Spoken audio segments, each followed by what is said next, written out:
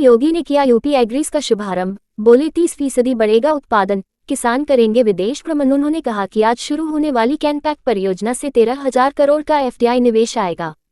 यहां लगने वाली परियोजना से प्रदेश में रोजगार बढ़ेगा।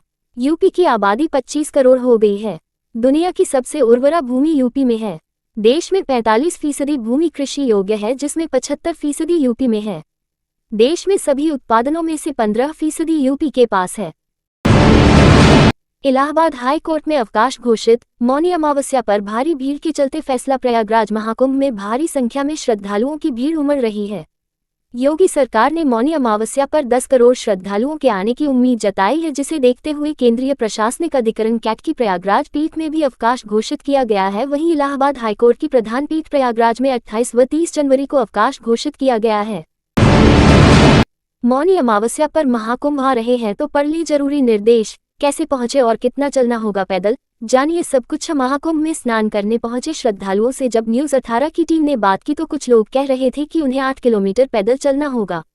कुछ लोग कह रहे हैं कि चाहे जितना भी चलना पड़े वे चलेंगे। कुछ का कहना है कि उन्हें पैदल चलने की आदत है, इसलिए कोई दिक्कत नहीं होगी। ध्यान रहे कि अगर आप सुबह सुबह स्नान करने जा रहे हैं तो पैदल चलने में कोई दिक्कत नहीं है। यहाँ जगह जगह मेला क्षेत्र पहुँचने के लिए साइन बोर्ड लगाए गए हैं।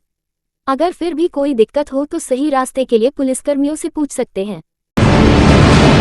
योगी आज दिल्ली में करेंगे धुआंधार प्रचार, मौनी अमावस्या की तैयारियां। योगी आदित्यनाथ ने इंडोनेशिया के राष्ट्रपति का उदाहरण देते हुए भारतीय अल्पसंख्यकों को अपने पूर्वजों पर गर्व करने की सलाह दी है। लखनऊ के ताज होटल में एक निजी चैनल के कार्यक्रम में उन्होंने कहा कि इंडोनेशिया, जो दुनिया का सबसे बड़ा मुस्लिम देश है, वहां के राष्ट्रपति अपने भारतीय डीएनए पर गर्व करते हैं। उनका नाम भी संस्कृत से प्रेरित है। उन्होंने कहा कि इंडोनेशिया में राम को पूर्वज माना जाता है, गरुड़ उनकी राष्ट्रीय एयरलाइंस है, गणपति उनकी मुद्रा पर है और रामलीला उनका राष्ट्रीय त्योहार है। पर्सनल लॉ नहीं, सेकुलर प्रॉपर्टी कानून चाहिए। सुप्रीम कोर्ट पहुंची मुस्लिम महिला ने उठा दी मांग। महिला का कहना है कि मेरा बेटा मनमौजी है और बेटी ही मेरी देखभाल करती है, इसलिए मैं अपनी सारी संपत्ति उसके ही नाम करना चाहती हूँ। लेकिन इसमें दिक्कत यह आ रही है कि वह शरिया कानून के तहत ऐसा नहीं कर सकती।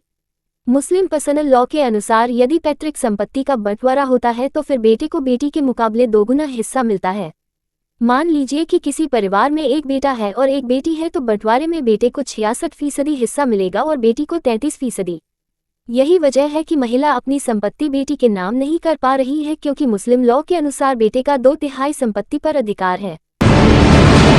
मौनी अमावस्या पर महाकुंभ में स्नान करने जा रहे हैं, तो जाने आचमन विधि और किस किस के मौनी अमावस्या पर महाकुंभ का शाही स्नान होगा।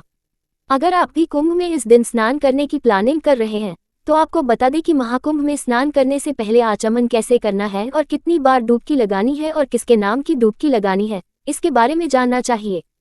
महाकुंभ में स्नान करने जा रहे हैं तो सुबह ब्रह्म मुहूर्त में स्नान करना चाहिए। सबसे पहले सन स्नान करते हैं और फिर आमजन को स्नान करना चाहिए। स्नान करने से पहले आचमन करना चाहिए।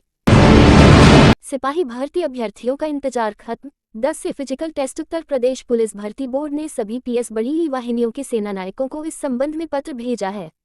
टेस्ट के लिए पुलिस लाइन का ट्रैक और अन्य संसाधन दुरुस्त करने के निर्देश दिए गए हैं। भर्ती बोर्ड ने प्रदेश के सभी पीएस बड़ी सेनानायकों को चिट्ठी भेजकर पुलिस लाइन के ट्रैक और अन्य जरूरी संसाधनों को दुरुस्त रखने का निर्देश दिया है।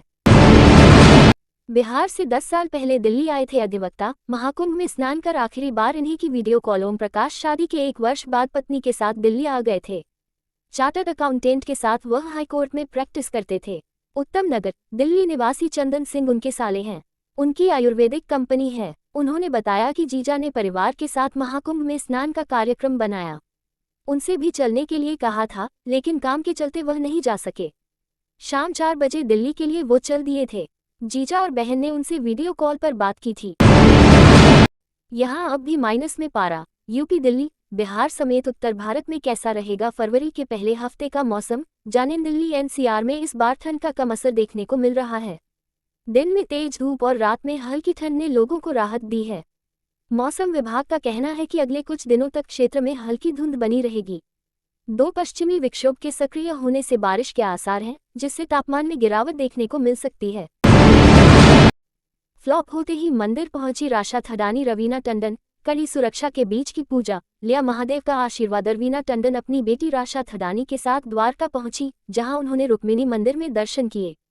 इससे पहले अभिनेत्री नागेश्वर महादेव मंदिर के साथ ही द्वारका जगत मंदिर पहुंची और ठाकुर जी के दर्शन किए। कड़ी पुलिस सुरक्षा के बीच रवीना टंडन द्वारकाधीश मंदिर परिसर पहुंची, जहां उन्होंने पादुका पूजन की। द्वारकाधीश मंदिर में मुख्य पुजारी ने अभिनेत्री का स्वागत किया और उन्हें आशीर्वाद दिया। अभिनेत्री के साथ उनकी बेटी राशा भी नजर आई।